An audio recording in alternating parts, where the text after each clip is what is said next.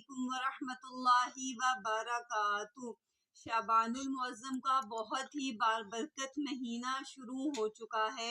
ہمارے پیارے نبی حضرت محمد صلی اللہ علیہ وآلہ وسلم شعبان کے مہینے میں بہت کثرت کے ساتھ روزے رکھا کرتے تھے۔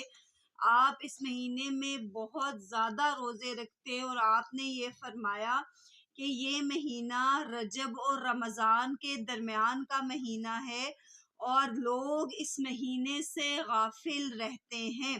یہ مہینہ ایسا ہے کہ اس مہینے میں لوگوں کے اعمال اللہ رب العزت کی بارگاہ میں پیش کیے جاتے ہیں، اور میں اس بات کو پسند کرتا ہوں کہ جب میرا نام اعمال اللہ کی بارگاہ میں پیش کیا جائے تو میں روزے سے ہوں۔ اللہ پاک مجھے اور آپ کو بھی شعبان کی قدر کرنے اور اس میں روزے رکھنے اور عبادت کرنے کی توفیق عطا فرمائے، آمین۔